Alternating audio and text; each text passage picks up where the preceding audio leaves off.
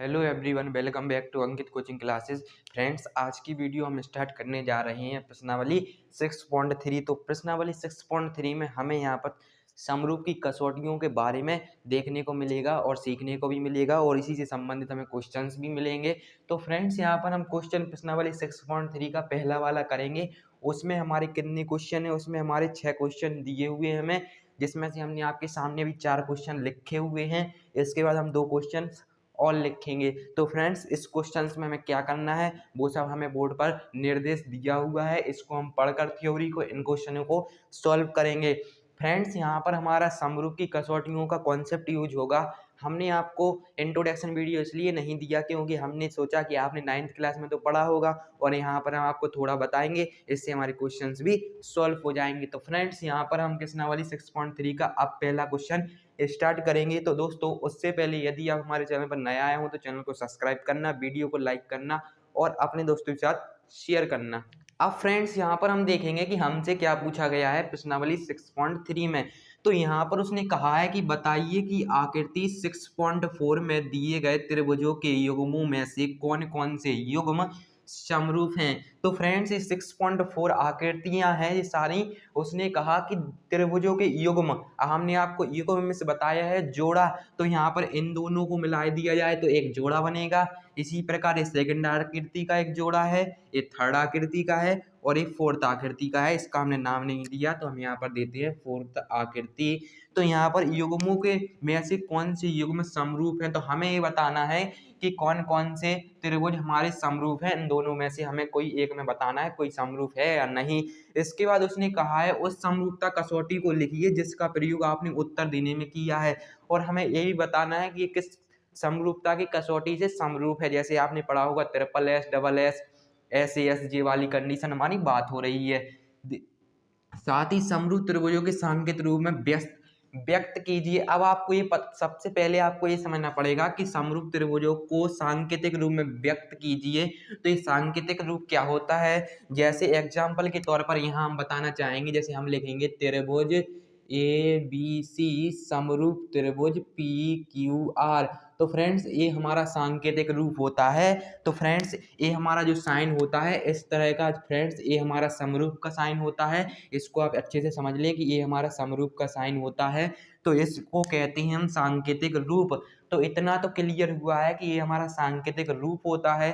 अब यहाँ पर त्रिभुज की कसौटियों के संबंध में हम आपको 2 नियम बताते हैं। उसी नियम को फॉलो करते हुए हम इन 6 क्वेश्चनों को सॉल्व करेंगे। तो सबसे पहले इसको रफ करते हैं, फिर हम आपको आगे बताते हैं। तो फ्रेंड्स, यहाँ पर हमारे रूल होते हैं, या तो सभी संगत भुजाएं बराबर हों या सभी संगत कोण बराबर हों। हमने क्या कहा? या तो संगत भुजाएं बराबर हों। तो यहाँ पर हम लिखते हैं, आप समझेंगे, संगत भुजाएं बराबर हों।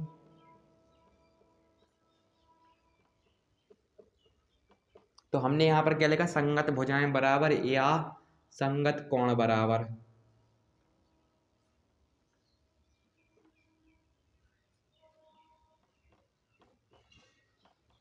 अगर फ्रेंड्स हमारी ये 2 कंडीशन लगेंगी तो हम उन त्रिभुजों को समरूप बोलेंगे। या तो संगत भुजाएं बराबर होनी चाहिए या संगत कोण बराबर होने चाहिए। पेशेंस बनाए रखना। त्रिभुज यहाँ से बहुत सिंपल होने वाला है और आप भी कहोगे कि क्या त्रिभुज पढ़ा है हमने, क्योंकि एक क्वेश्चन बहुत सिंपल होंगे। इसका हम पूरी तरीके से खोल कर रखेंगे आपके सामने कि ये किस प्रकार होते हैं, क्योंकि आपने इस प्रकार कभी नहीं पढ़ा होगा। बस थोड़ा पेशेंस बनाए रखें, क्योंकि हम आपके सामने बहुत बड़ी तरीके से अब त्रिभुज को स्टार्ट करेंगे। तो फ्रेंड्स, आज की वीडियो हम स्टार्ट करते हैं विद कॉन्सेप्ट।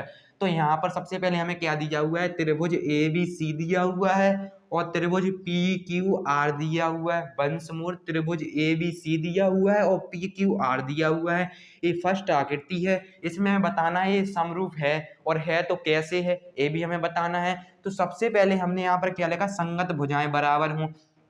तो फ्रेंड्स, यहाँ पर हमें भुजाओं के मान नहीं दिए गए हैं। यहाँ पर हमें भुजाओं के मान नहीं दिए गए हैं। तो यहाँ से ये तो हमारी शर्त लगने वाली है नहीं संगत भुजाओं वाली। अब यहाँ पर आती है संगत कोण बराबर हो। तो फ्रेंड्स, आपको त्रिभुज में ये देखना पड़ेगा कि कौन सा कोण किस कोण के बराबर है, वही होता है हमारा संगत कोण।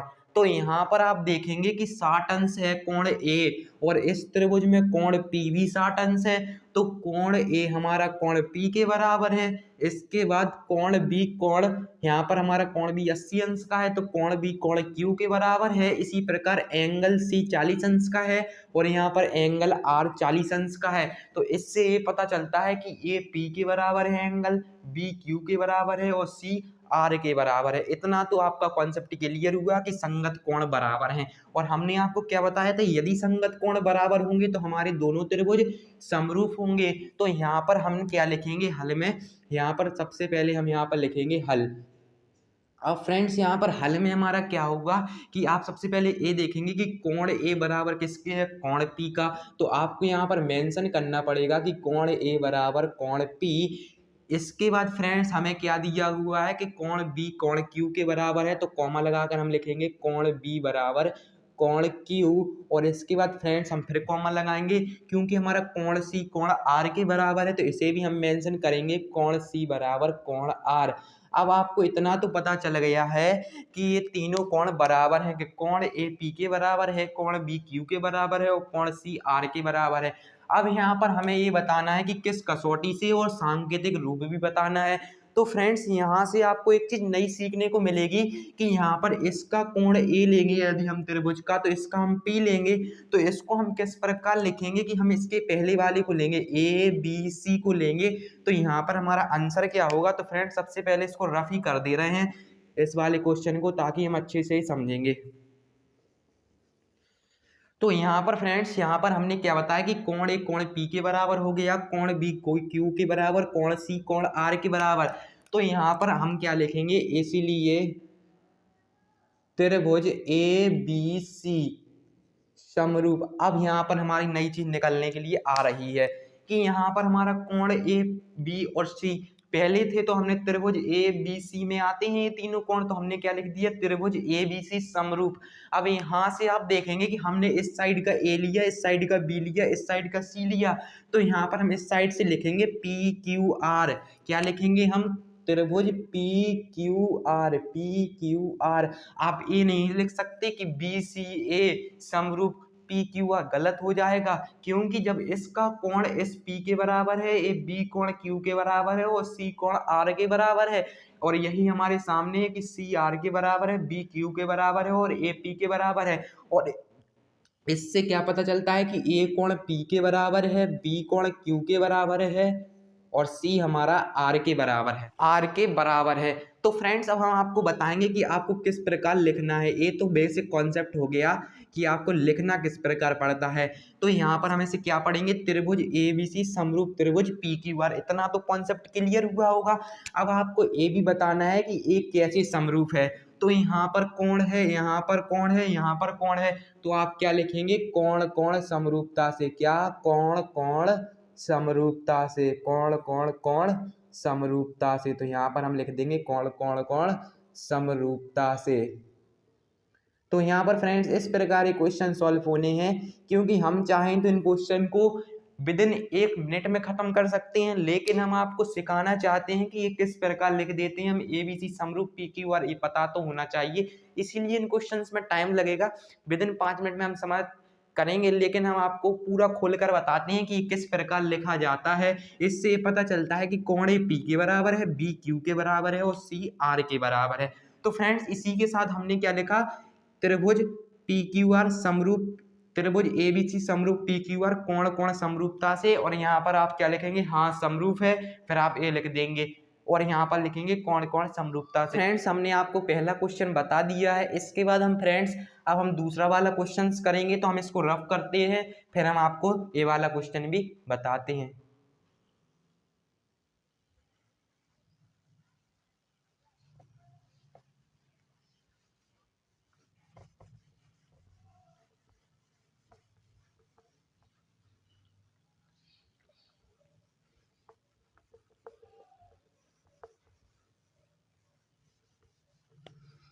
तो फ्रेंड्स यहाँ पर हमने आपको क्या बताया था कि संगत कोण बराबर हों या संगत भुजाएं बराबर हों। अब आइए फ्रेंड्स हम आकृति 2 में देखते हैं क्या समरूप होंगे या नहीं। तो सबसे पहले हम देखेंगे कि किस भुजा के संगत है, क्योंकि यहाँ पर ए बी भुजा हमारी 2 है और यहाँ पर हम देखेंगे क्यू आर भुजा 4 है।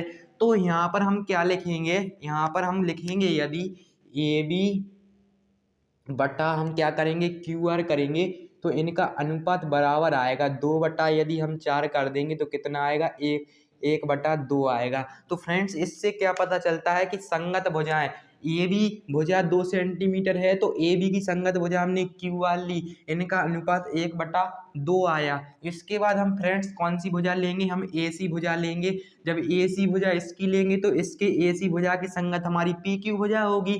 तो यहाँ पर हम क्या लिखेंगे, ए सी बटा में हमारा क्या हो जाएगा, पी क्यू हो जाएगा और बराबर में हमारे पास कितना आएगा, 3/6 आएगा। तो यहाँ पर 3 हो जाएगा, यहाँ पर 6, तो यहाँ पर क्या आया, 1/2 आया। तो इससे ये पता चला कि हमने त्रिभुज ए बी सी की संगत भुजा ए बी ली, इसके अनुपात में हमने त्रिभुज पी क्यू आर की भुजा क्यू आर ली, तो यहाँ पर इनका अनुपात हमें 1/2 देखने को मिला। इसके बाद हमने ए सी भुजा ली जो कि हमारी 3 सेंटीमीटर है त्रिभुज ए बी सी में, और इसकी संगत भुजा हमारी पी क्यू थी, तो यहाँ पर लिखा हमने, तो इसका अनुपात भी 1/2 आया। इसके बाद ए भुजा हमारी ए बी किसके बराबर थी, क्यू आर के बराबर थी, और ए सी भुजा हमारी पी क्यू के बराबर थी। तो इसके बाद हम अपनी बी सी भुजा देखेंगे किसके समानुपाती है। तो जो बी सी भुजा है हमारी वो किसके संगत होगी, वो हमारी पी आर के संगत होगी। कैसे होगी हम आपको ये भी बताएंगे कि यदि हम बी सी बटा में क्या लिख दें, यदि हम बी सी बटा में पी आर लिख दें तो हमारा अनुपात क्या आएगा, 2 बटा में हमारा क्या आएगा 5। तो हम इसे काटेंगे तो कितना आएगा, 1/2 यहाँ पर फ्रेंड्स 2.5/5 होगा। यदि हम इसे काटेंगे तो हमें 1/2 प्राप्त होगा। तो यहाँ से हमें क्या देखने को मिला कि 1/2 1/2 1/2 मतलब संगत भुजाएं यहाँ पर हमारी अनुपातिक हैं, क्योंकि ए बी भुजा का अनुपात ए बी भुजा और क्यू आर का अनुपात भी 1/2 है। इसके बाद बी सी और पी आर का अनुपात भी 1/2 है, और इसके बाद हमारा बी सी और पी आर का अनुपात भी 1/2 है। तो यहाँ से एक बात तो निकल कर आती है कि भुजाएं समानुपातिक हैं। और हमने आपको क्या बताया था, यदि संगत भुजाएं बराबर हैं तो वो त्रिभुज समरूप होंगे। तो त्रिभुज ए बी सी समरूप होगा त्रिभुज पी क्यू आर। तो यहाँ पर आप क्या, तो यहाँ पर फ्रेंड्स हमारी त्रिभुज ए बी सी और पी क्यू आर की संगत भुजाएं अनुपातिक थी, तो इसलिए हमारा क्या हो जाएगा, इसलिए क्या हो जाएगा, त्रिभुज ए बी सी समरूप त्रिभुज हमारा हो जाएगा पी क्यू आर। और ये किस प्रकार हुआ, क्योंकि इसकी सारी भुजाएं आपस में बराबर थीं। तो यहाँ पर हम क्या लिखेंगे, भुजा भुजा भुजा समरूपता से। तो आप यहाँ पर लिख सकते हैं भुजा भुजा भुजा समरूपता से, समरूपता से। यहाँ पर फ्रेंड्स इस प्रकार आप लिख सकते हैं। इसके साथ हमारा ये दूसरा क्वेश्चन भी समाप्त होता है। इसके बाद हमारे 4 क्वेश्चन और बचे हुए हैं, हम वो भी आपको बताते हैं। तो फ्रेंड्स ये हमारा क्वेश्चन नंबर 3 है। तो यहाँ पर भी हमें वही बताना है कि ये समरूप है या नहीं। तो हमने आपको क्या बताया था कि यदि संगत भुजाएं अनुपातिक हैं, यदि संगत भुजाएं बराबर हैं, संगत भुजाओं का अनुपात बराबर है तो ये त्रिभुज समरूप होंगे, अन्यथा ये त्रिभुज समरूप नहीं होंगे। तो यहाँ पर आप देख सकते हैं कि हमारी जो कि एम पी भुजा है वो डी एफ के समांतर है, मतलब संगत भुजा। तो यहाँ पर फ्रेंड्स हमारी जो पी एम भुजा है वो डी ई की वो होगी, संगत होगी। इसके बाद हमारी पी एल भुजा इस डी एफ की संगत होगी। लेकिन फ्रेंड्स यहाँ पर हमारी एल एम भुजा इस ई एफ की संगत नहीं होगी, क्योंकि इसका अनुपात अलग आएगा। जैसे हम क्या लिखेंगे, पीएम भुजा, तो हमारी पीएम भुजा बटा में इसका अनुपात किसके बराबर होगा, हमारा इसके बराबर होगा। तो यहाँ पर हम इसका अनुपात करेंगे तो 2/4, तो हमारे पास कितना आएगा, 1/2 आएगा। इसके बाद हम इस एल पी भुजा को लेंगे या पी एल भुजा को लेंगे और इसका अनुपात हम इस भुजा के बराबर करेंगे, डी एफ के बराबर करेंगे। तो यहाँ पर क्या आएगा, हमारा 3/6 आएगा। तो यहाँ से हमें क्या मिला, 1/2 मिला। अब यहाँ पर फ्रेंड्स हम इस एल एम भुजा को लेंगे तो इसकी संगत कौन सी भुजा होगी, हमारी ई एफ होगी। तो यहाँ पर हम क्या लिखेंगे, एल एम लिखेंगे और बटे में हम क्या लिखेंगे, ई एफ लिखेंगे। तो यहाँ पर हमने ई एफ लिखा और बराबर लगाया। तो यहाँ पर ये 2.7 है, तो यहाँ पर हमने लिखा 2.7 बटा, और ये हमारी 5 है। तो यहाँ पर फ्रेंड्स आप देख सकते हैं कि ये दोनों भुजाओं का अनुपात 1/2 है, लेकिन इसका अनुपात कट नहीं रहा है, इसका अनुपात अलग है। जब अनुपात अलग है तो ये दोनों त्रिभुजों की संगत भुजाएं अनुपातिक नहीं है। और आपको पता है जब भी समरूप त्रिभुजों की संगत भुजाएं अनुपातिक नहीं होती तो वो दोनों त्रिभुज भी समरूप नहीं होते। तो यहाँ पर हम क्या लिखेंगे, त्रिभुज LMP समरूप नहीं है त्रिभुज DEF। आप यहाँ पर इस प्रकार लिख सकते हैं कि, तो यहाँ पर फ्रेंड्स आप इस प्रकार लिख सकते हैं कि त्रिभुज LMP समरूप DEF नहीं है। तो यहाँ पर हमने तीसरा क्वेश्चन भी आपको बता दिया। इसके बाद हमारे 3 क्वेश्चंस और बचे हुए हैं, तो यहाँ पर हम चौथा क्वेश्चन नोट करेंगे। तो यहाँ पर फ्रेंड्स हमने अब चौथा क्वेश्चन भी नोट कर लिया। तो हमने आपको एक चीज बताई थी शुरू में कि यदि हमें संगत कोण बराबर मिल जाए या फिर हमें संगत भुजाएं बराबर मिल जाए तो यहाँ पर हमारा क्या होगा, हमारे दोनों त्रिभुज समरूप होंगे। तो यहाँ पर आप देख सकते हैं सबसे पहले कि कोण M 70 अंश है और यहाँ पर कोण Q 70 अंश है। तो यहाँ पर हमारा कोण M कोण Q के बराबर है, क्योंकि दोनों 70 अंश की हैं तो हमें एक कोण तो बराबर मिल गया। अब हमें दो भुजाएं और बराबर मिल जाएंगी तो ये समरूप हो जाएगा।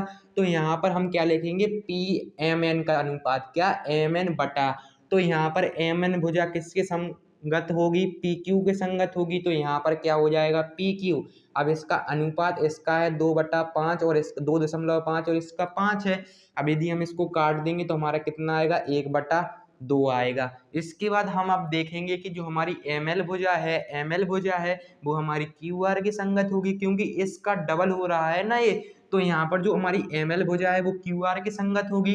तो यहाँ पर हम अनुपात निकालेंगे तो ML बटा में हमारा क्या हो जाएगा, QR हो जाएगा।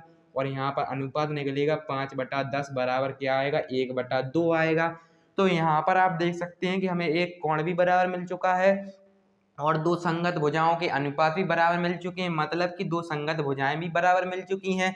तो आपको पता है जब हमें ऐसी कंडीशन मिलती है तो भुजा भुजा कोण समरूपता भी लगा सकते हैं हम।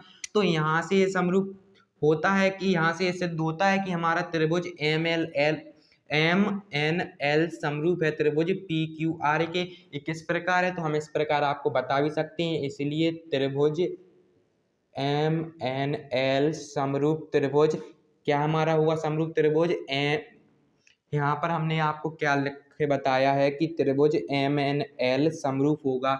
तो यहाँ पर जो हमारा MNL त्रिभुज है वो किसके समरूप होगा, तो सबसे पहले हमने कोण देखा, M कोण है और यहाँ पर Q है, तो हम सबसे पहले Q लिखेंगे। इसके बाद आप कोई भुजा मेंशन कर सकते हैं, तो यहाँ पर हम क्या लिखेंगे, PR।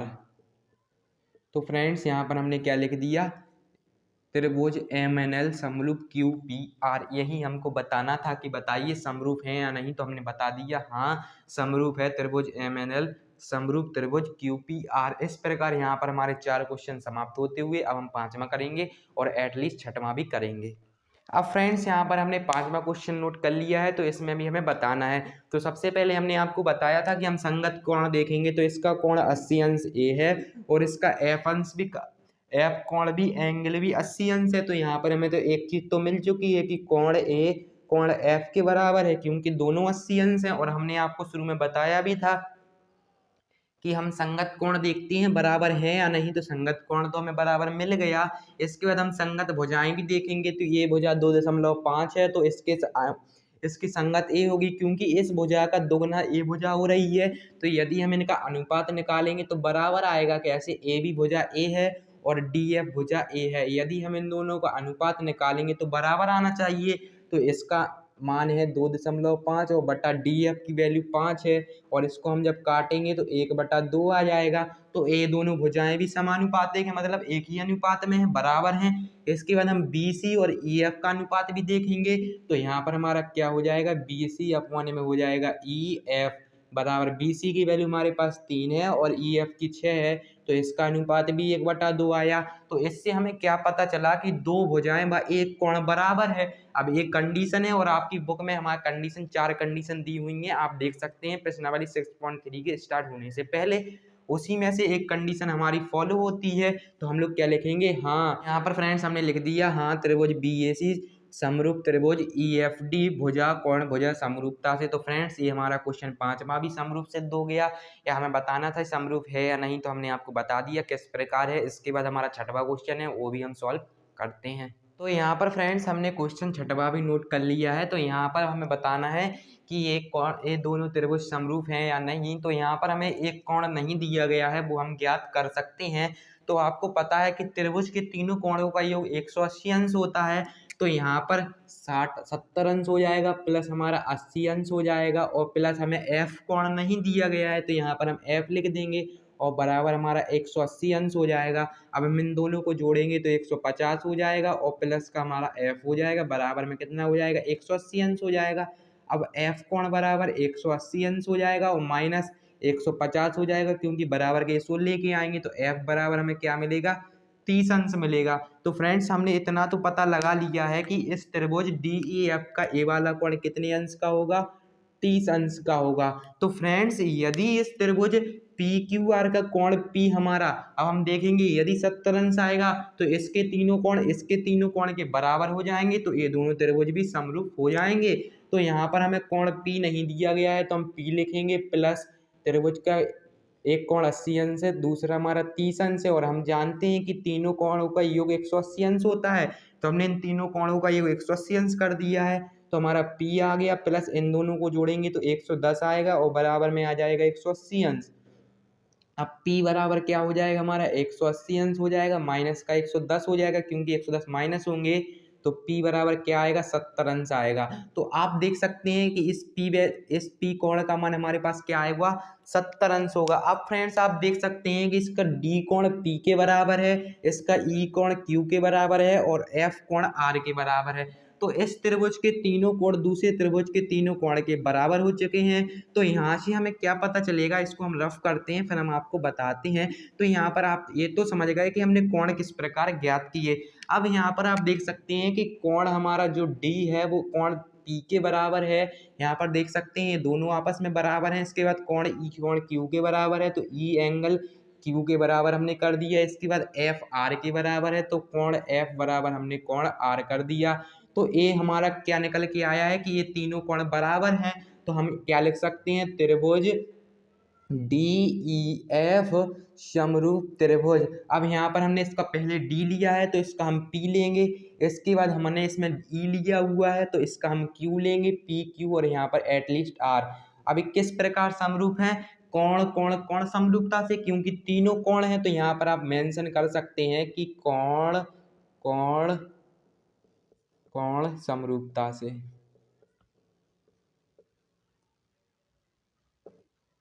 तो इसी के साथ फ्रेंड्स हमने पहला क्वेश्चन समाप्त कर लिया है। यहाँ पर हमारे 6 क्वेश्चंस थे तो हमने आपको 6 के 6 क्वेश्चंस बता दिए हैं। सिंपल क्वेश्चन थे, हमने थोड़ा डीप में जाकर बताया है। आई होप कि आपको वीडियो पसंद आई होगी। तो फ्रेंड्स इसी के साथ हम इस वीडियो को समाप्त करते हैं। इसके बाद हम इसी प्रश्नावली का दूसरा क्वेश्चन स्टार्ट करेंगे। तो आपको वीडियो पसंद आई हो तो वीडियो को लाइक करें, चैनल को सब्सक्राइब करें और अपने दोस्तों के साथ शेयर करें। इसके बाद हम करेंगे अपना दूसरा और तीसरा क्वेश्चन नेक्स्ट वीडियो में। तब तक के लिए धन्यवाद।